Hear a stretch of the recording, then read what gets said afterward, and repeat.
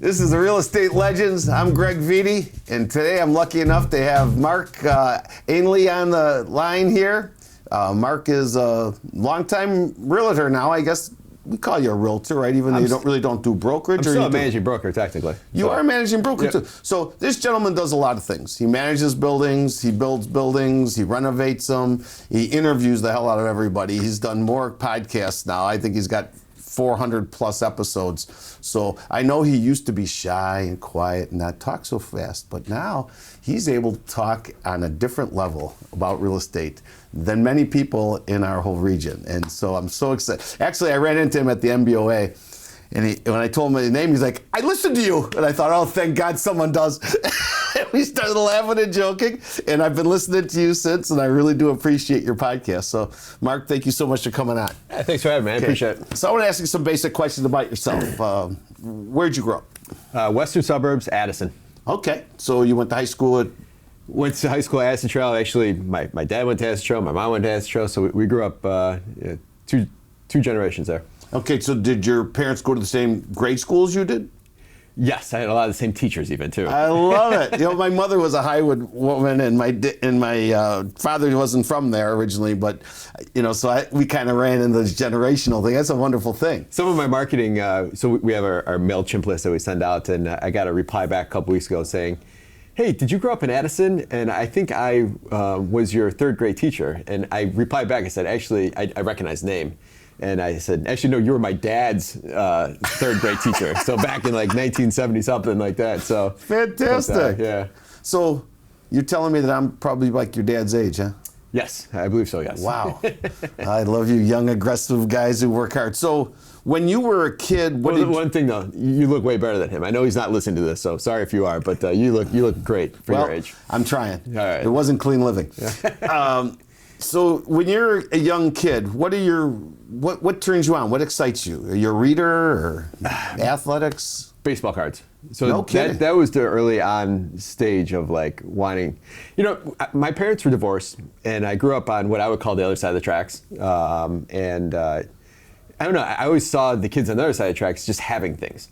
Right. Now, ironically, now I hate things, but back then it just made me upset. When you can't have it, and you want it. Yes. So that bothered me, and that kind of got me into baseball cards. I was into sports already. But look at the baseball cards. Like you're in third, fourth grade, and you're trading them, and I was getting the tables at like the hotels on the weekends or the Rosemont Convention So you took Center. it to another level. Yeah. So between, call it the age of like 8 and 11. Now supported by my grandfather who drove me around and he helped me get the tubs to move things around in. But I'd hang out at the baseball shops. I'd ride my bike up to them. There's 3 or 4 of them within biking distance, or that my parents, that I was able to bike to. My parents didn't know I was going that far. But yeah, no, I really got into it in that whole, and it's funny. I got a tie tab.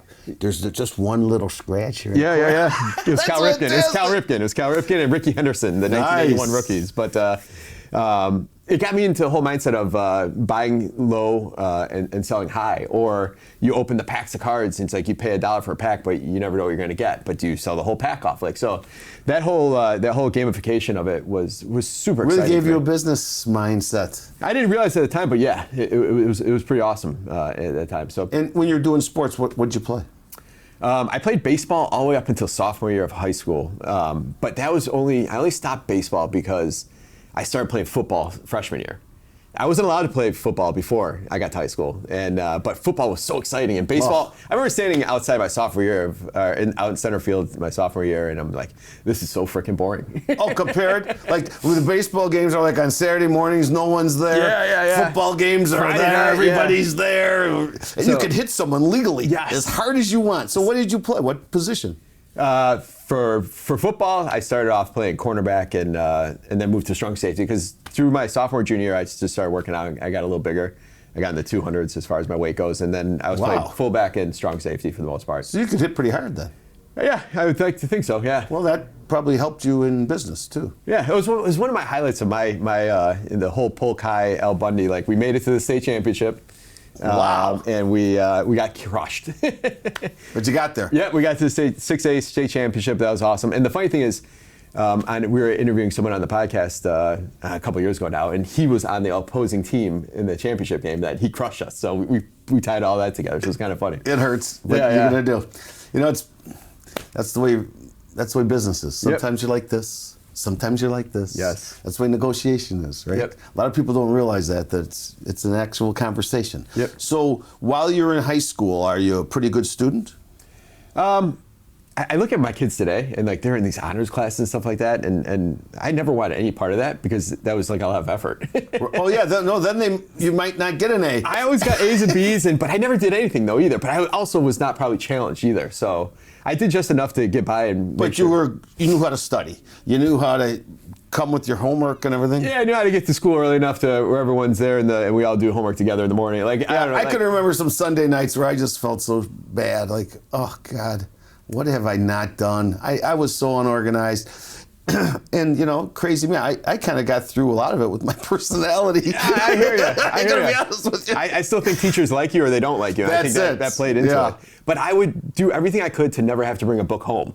That was always my goal. So I would get stuff done. At school, you'd work. So I'd be working while someone else was doing. So I'm kind of like that now in a way, for good or for bad. And then with college, how'd you figure out how to get there? What'd you do? So college was an interesting path, and my friends either went to COD, College DuPage in Glen Ellen, or they went away. And I moved to Schaumburg my senior year, so I went to Harper. Perfect. And it was horrible though, because it was a whole new world. No, a lot of people go somewhere to get away from everyone they know to focus. Yeah. It was the total opposite for me, where I was like, oh my gosh, all these people I don't know, this talking. I left Harper after year one with half a credit. I don't know how you get half a credit, but I left there with half credit. But the discouraging thing to me at that point was, you go to community college with the goal to transfer to a four-year university. Big time. And when I was sitting down with my counselors there at Harper, they're like, yeah, you could take this, maybe it'll transfer here, maybe it won't transfer here. It's like, I was not in the business of like sitting somewhere for 3 hours a week and it might not get me anywhere next. That frustrated me. So this was year was 99, and technology, computers, it was pretty big, and somebody that went to DeVry a few years before, they recommended go check it out. But I walked in the counselor's office at DeVry, and they're like, here's your path. Take this, take this, take this, you get your bachelor's. I'm like, oh, I'm sold. Yeah. So I switched over to there. You had a plan. Yeah, it was like a very direct plan. I could execute it, and I did that. But my path changed because it was February 13th, 2001, so about 2 years into college. And I was working full time, and it was snowy winter day, just had a bad day. Came out, my car wouldn't start, and I'm like, man, you know what, we just gotta get out of here. Like, I just had this, a bunch of my other friends went away, so I called them with a couple of my buddies that didn't go away. I said, let's go to California. So I finished up my semester there at DeVry a couple months later, and we left, and 5 of us went to California. We got in the car, found a place online. Lost wages. Yep. And we moved out there, and today, one of them's still out there. We all came back at different periods. I was only out there a year. But we all kind of... So this was 2001? Yeah, so I was there during 9/11. And basically. Then you started your real estate company in 2003? Yeah, so things move fast. So did you ever get a degree? I was one thing about moving to California, LA, I was able to transfer DeVry. There's a campus out there. Oh, good. But there, again, school always kind of baffled me because I had a business teacher there. He took a liking to me. He's like, I run nightclubs. You want to come like barback? I was working with him, and it was very I don't know if the right word, shady or like I don't know. I just found myself always in these situations where like that's probably not right. But I'm like, he asked me to work. I'm like, I can't work. I got to study. I got this. He's like, I'll talk to that teacher there, and he'll take care of you. Like, so I ended up like passing with flying colors. This was probably the best semester I did, and I did the least amount when I was out there. The 2 semesters out there, but I transferred back. There was a moment where I was standing in line at Bank of America. I was going to cash my final, what do you call it? The bond, my bond that I was getting as I was growing up, to go out to party that night. And I'm like, I gotta go home. Like, yeah, wait, I'm broke. The last one. Yeah, I'm broke and I'm doing nothing. If anything, I'm going backwards being out here, short of finishing some school. So I transferred back, and then very quickly jumped into kind of the real estate path. So you got a degree? What was the degree in? Telecommunications and business management. Fantastic, fantastic. And then, you met, you got with your buddy, the Paisan. Yeah, the Paisan. So I grew up with him though in Addison, and he went and worked for Coldwell Banker for a little bit. Okay. Just as like an assistant. And then he ended up going and working for a commercial outfit in Streamwood, 4B Realty. They're not around anymore. The BT does. But he called me up one day, and this is shortly after I got back. He's like, you want to start a construction company? And it was more of like, I don't know. I was just in the wrong mindset at that time. Like, sure, I can have a business card that says owner. He's like, you throw in 2,000, I'll throw in 3,000, and I get naming rights. So we named it Atlantis Builders, and that was only because A was at the beginning of the Yellow Pages. So we're still naming things back then, right? Based on that. It wasn't Google. It wasn't AA Atlantis. Yeah. So we started that up, and in the meantime, I started dabbling with one of my current partners, and we were doing everything. We were. Wait a second. Had you swung a hammer before you started the construction? No. And to this day, I'm still one of the least handy person ever. Like, but you understand now. I mean, now with owning all these properties. Yeah. You understand it through osmosis. But the general contracting company was more about, I got a guy here that needs this, and this guy I know can do it. No, you got paid for what I've been doing for free my whole damn career. Make a spread. Like exactly. That's how it was. But so then, I ended up buying a property for investment property with one of my current partners, and that day I came on my condo. My first condo I bought was in Schaumburg, and me and my Paisan partner was sitting there, and he said, "Man, you got to get your real estate license." And he broke out on the calculator. Like, it would have been like a $3,600 commission I would have got that day. And I was buying this condo. I had to paint it, carpet, carry it for a month. Yeah, you needed all that money. That would cover everything. I was so pissed. So I went that afternoon. I went and signed up for the home study exam over at Real Estate Academy over there in Niles, and I went for my real estate. I got my real estate license within a matter of a few months. But in that time, he came back to me and he said, "Hey, we got this construction company," and we only did like 2 deals. It was a tuck pointing deal and a concrete deal, but we made a couple bucks and we had no expenses, so we thought we were doing good. He said, "Hey, I'm started a real estate company, but we're going to start an industrial company." That was kind of the mindset back then. So let's go over that. So you haven't sold any real estate. You've never worked at a real estate company. But you're going to start your own real estate company. Yeah, because you didn't even wait the 2 years back then either to be a managing broker. But still, I think that's ballsy. Like, I didn't want to write a contract for 6 months because I wanted to make sure I had everything exactly tight and right. Well, and I had a father who was teaching me too. He had the exact same approach as Atlantis Builders. He's like, you throw in 3, or you throw in 2, I'll throw in 3, I get naming rights. So GC is technically Gaetano Chiarello. That's really where the name comes from. The father. Yeah, so that was where that came from. Gaetano. Yeah, exactly. So, but yeah, so we started GC. We sold an industrial building to some concrete guys, some other Italian guys who grew up in Addison. Perfect. And they had this office that they didn't need. All they needed was room for an espresso machine in that office that we shared all together, and they just needed the back warehouse because they worked out there in the field. So we had our first office in this smelly, stinky, moldy office in West Chicago, and that was where we started. That's how we got out of his basement. So the humble beginnings. Yes, exactly. That's fantastic. And so, when did you actually, with this first building, did that become your management company? No, management never really came till later on. So we wanted to be an industrial company. So he came from 4B Realty, which was industrial commercial. We wanted to. You can drive around, you can probably still do this today, you can drive around Elk Grove or any of these industrial pockets and call on a sign, and more likely you're not going to get a call back. And I always thought, I'm like, man, all we got to do is like answer the phone. Answer the phone. And we could crush all these guys. Exactly. I just called someone who I'm like, this person's never called me back in my career.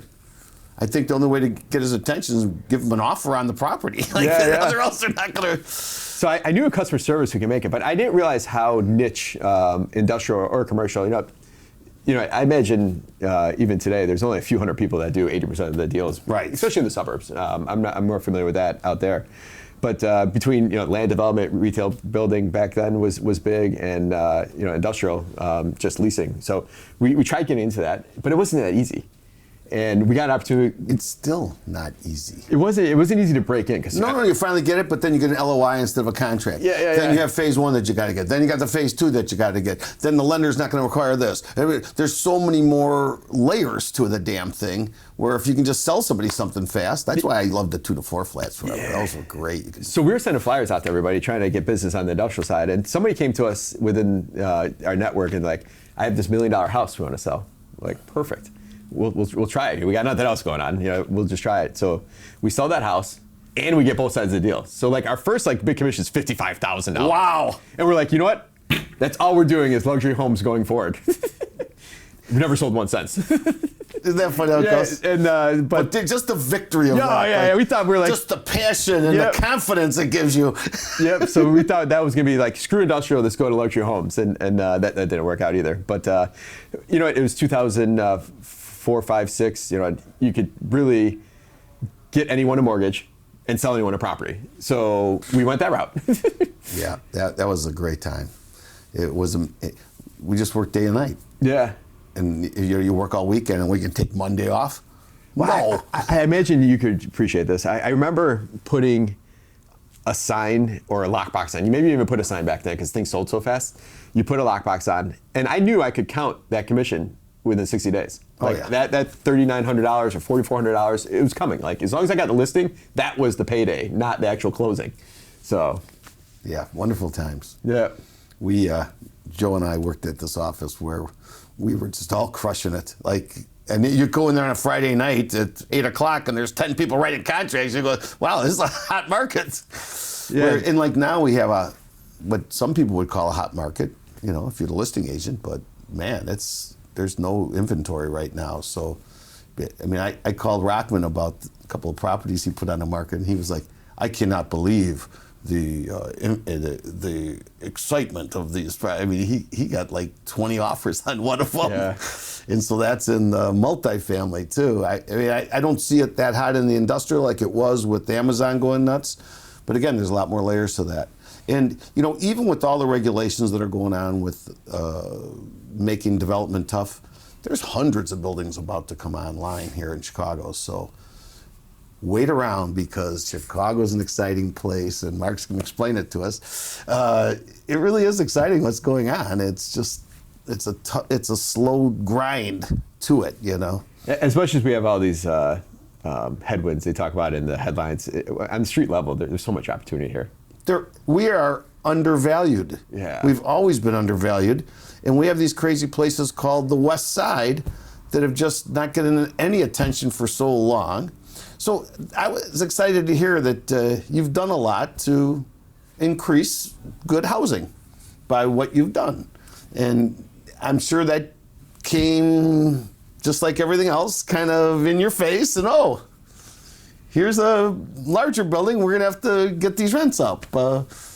So how did that evolve into the multifamily to the... Well, we're just hustling and selling investment properties, and management came in there. I fought management off forever. Mostly because, if you remember that story I just told you where I bought that condo, I was trying to figure out the commission. We rented that out. We put an ad in the Daily Herald, rented out to the first sad story. She maybe paid me partial security. I bombed. I screwed everything up. You did all the things you're not supposed to do. Yes. But that's the way you learn. You don't learn from the good things. And ultimately evicted her and filed for eviction and did a modern day cash for keys. And I'm like, you know what? That's where I'm like, screw it. I'm just going to sell people these problems. I'm not going to do this myself. Who would have thought we run this management company these days? But we were selling all these investment properties to investors, and they were, they kept saying, "Hey, you manage your property?" No, forget it. I don't want to do that. And ultimately, I was sitting at the closing table at Arlington Heights Chicago Title with my attorney.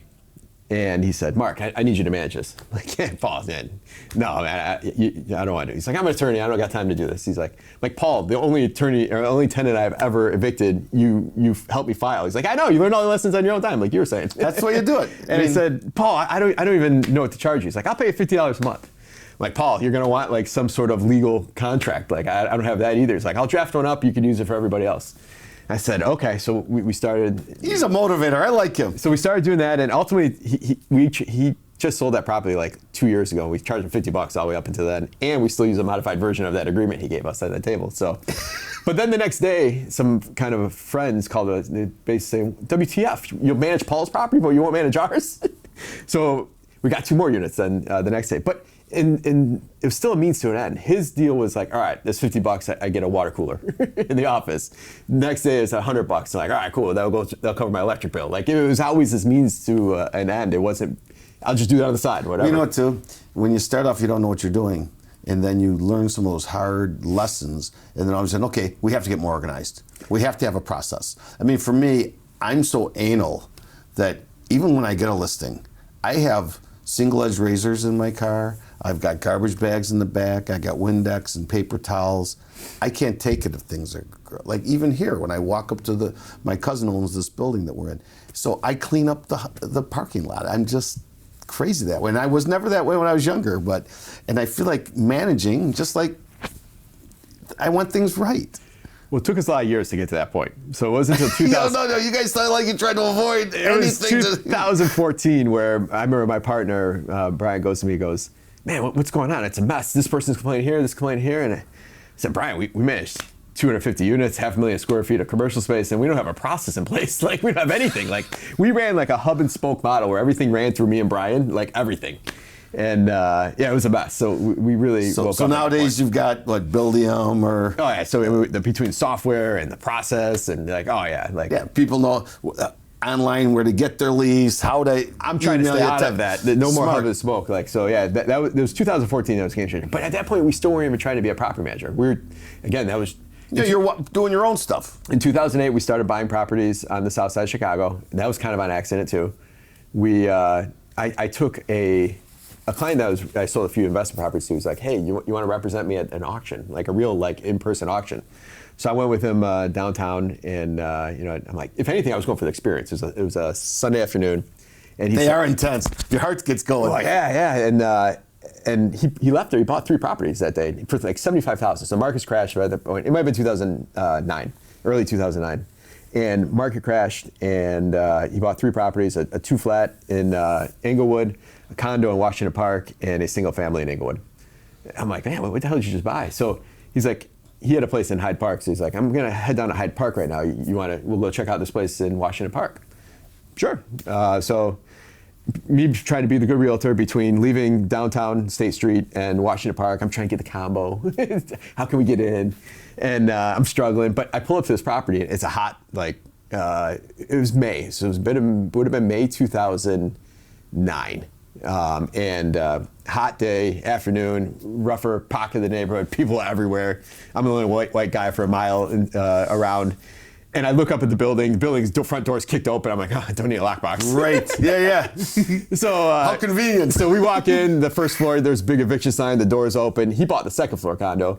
We go up the second floor, that's kicked open, everything's stripped out. And I'm thinking in my mind, I'm like, do I run? Do I leave? Like, I just screwed this guy. What are we gonna do here? And we walk in, we're walking around, the guy's, I could see him kind of processing things. He's like, see if the other units are available here. I'm like, well, what are you talking about? Like, why? He's like, we got this for 25, we'll put 25 into it, 50, and probably get 1,100 for it. And it'll be easier if we manage to own the other units in the building.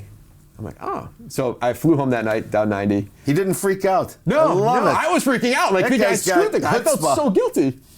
And got home, broke out the spreadsheet, and that was the first time in my career I'm like, oh, that's cash flow. Yeah.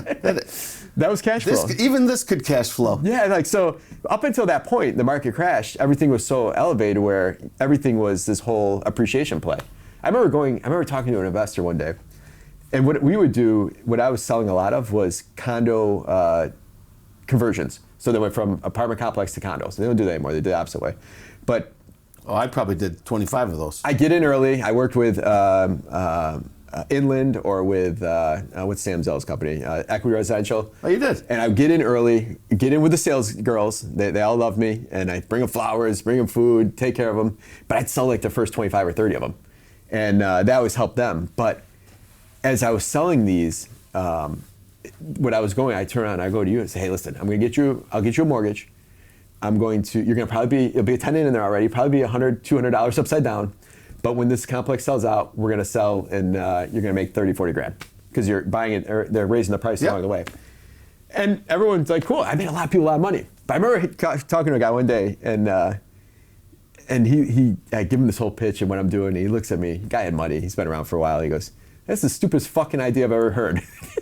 Well, do you remember when American Invesco took that idea and bankrupt half the city? Yeah, they did, yeah. Because they said, look, it'll cash flow. That one building on Lake Street still hasn't recovered. And you won't have to pay the assessment or the taxes for 3 years. Year 4 was kind of rough for those investors. Year 5, they were all giving them back. But I remember leaving that day with that sophisticated investor thinking, what an idiot that guy is. And I think like all the time. And I ended up calling him years later and just apologizing, like just thinking like, ah, man, you were so right. But for a first-time buyer or someone who doesn't have much money to buy into, at that point, to buy into a condo conversion. 100% financing, basically. That was going to go up. Yep. That was a good play. Yeah. And a lot of people made money on it. So it's funny, there's so many different niches to this business. But I didn't know cash flow up until that. That was my whole career. And then we started buying stuff on the south side. And we ended up buying, we did 482, call it Burr type properties. But we got about 200 properties in, and we were starting to run out of money. Because you leave 3% in deal here. Oh, you mean 5%. Your Ponzi scheme was starting to get to that? The cash flow wise, yeah. So maybe we'll sell a property. So I go on Bigger Pockets. I put out there. Turnkey investing was started to be a thing back then. This is probably 2013, and I throw something on Bigger Pockets. First guy comes, buys 27 units. Beautiful. He's from Europe, buys 27 units. I'm like, oh, maybe we're in the turnkey business. So did you manage them for him? Yeah. So that's even better. Yeah. So you got the money, you lost the responsibility, and you get to still make money. So the damn near 500 units, we ended up selling almost all of them turnkey. Some we flipped, but ended up keeping the management for almost everything. So that was a big thing. All of a sudden now we had a footprint on the south side, and we had a pretty large operation. So. But yeah, that's kind of the transition from the development. We did that up into 2018. Well, I listened to your podcast yesterday, and the one gentleman was talking about spreadsheets. And I keep thinking of my best client ever, and we've done some development together. And he would say, Greg, I call you just for the motivation you give me. You're like my Bruce Springsteen. I love you. And when you talk about construction and you talk about buildings, you get me excited. But until you really learn how to use the damn spreadsheet, you're never going to get there. And I was listening to those kids thinking, these kids are 19 and 20 and they're beating me because of the damn spreadsheet. I had to marry a woman to do my spreadsheets for me. She doesn't want me to build. But I'm so excited about the way you guys have figured out how to build this, not lose your mind on it. Most people try to avoid the south side. They see all the pitfalls, but it sounds to me like you guys figured out how to take the potential pitfalls and make them the advantage.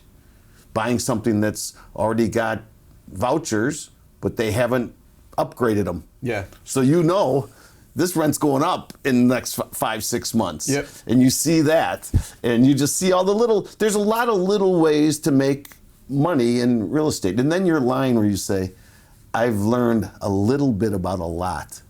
That's my life. Like, I had buyers for so many years, so I was getting these referrals from RE/MAX people, like 10 buyers at a time.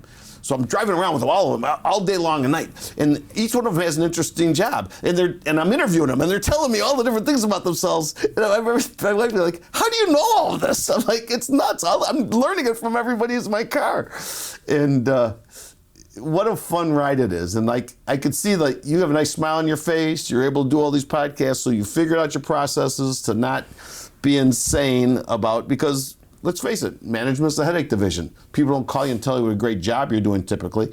They call you to complain, or they call you to say that the neighbor's wrong and this and that. So obviously you've gotten very good at this, being able to keep people in line, help them out, answer your phone. Yeah. So you're a young guy who answers your phone. That's impressive. Yeah, I try to. Listen, I screen everything. I call right back. Okay. So that's my thing, because my number's everywhere. We manage for 1,500 tenants at any given time, 20% of our rent. You don't want to. So you're in management. So like we just interviewed Anthony Campani. Yep. And he's a young guy who's crushing it, and he's got signs everywhere. Yep. And his thing was, I give everybody 5 to 10 seconds. First 10 seconds, I heard that, yeah. But with you, I don't think you can give everybody 5 to 10 seconds if you got 1,500 tenants. Well, the problem is if I answer the call and they're upset about something, and I have to listen to them, right? Right. And then I'm going to feel obligated to like solve this like right now. So all of a sudden you're 13, 14 minutes into it. And now I'm bothering the hell out of somebody else in the office saying, dude, you got to take care of it. Like, I'm better off just take the thing and just listen send it to to the him. message, forward the message, and then I'll send the guy a text. Got your voicemail. I'm going to get to the right guy. We'll get this solved. So that's my strategy with that for the most part. So you've really become a good problem solver. That's part of this deal, right? Yeah, it's trying to be efficient, I guess, with the whole time. So then you're in this management company for a while. How does the Straight Up podcast come into fruition? And well, we stopped doing the Southside stuff 2018, and we did that strategically. We said we thought at the time prices were high. One of the advantages we had on the Southside in the early teens was there was no work on the north side. So we had all the best contractors working on the south side. Work started coming back this way, so you started losing contractors. Competition people, we knew our footprint. We bought probably 80% of the same 5 footprints, so we knew down to the square foot how much everything costs. But now buyers are coming in paying 10, 15, 20% more, not realizing their numbers. So we're like, you know what? If we focus on the property management, our ROI for our own time and ultimate long term is better. So we moved back to property management. My one partner, he's the operations guy. He said, Mark, you go do sales marketing.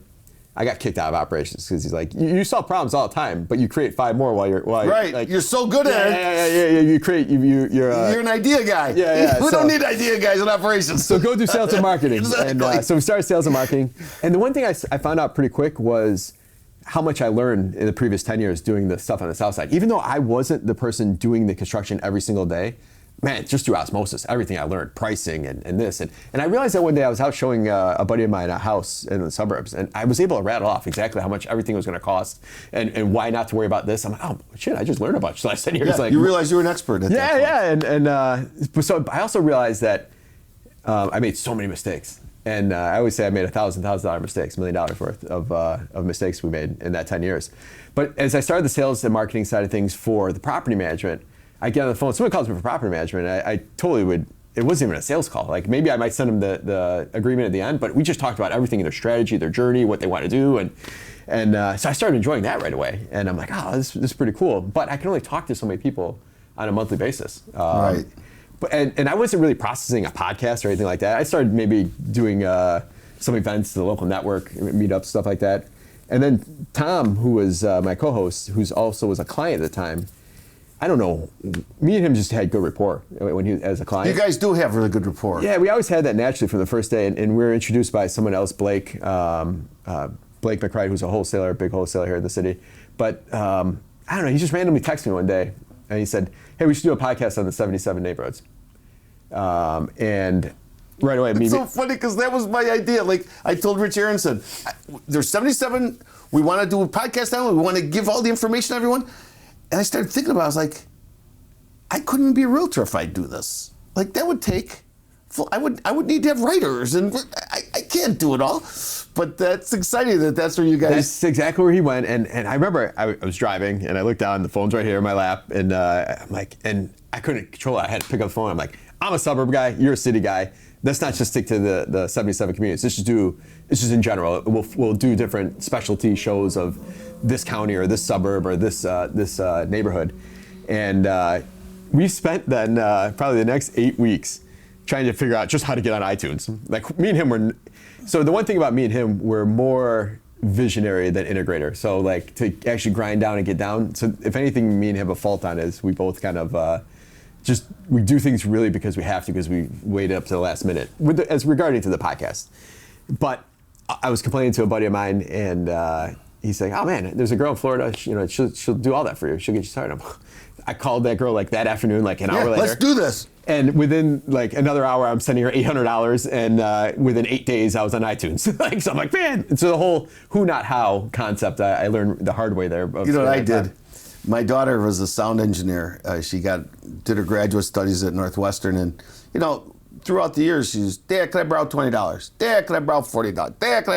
And I never ever asked her for any money. So I said to her, hey, honey, all that money you borrowed, it's time for me to have a podcast. Well, I said, listen, you helped me with Facebook. At first, she showed me how to do that, and all of a sudden I had thousands of people. It's like, how do you have thousands of people? So it was kind of the same way.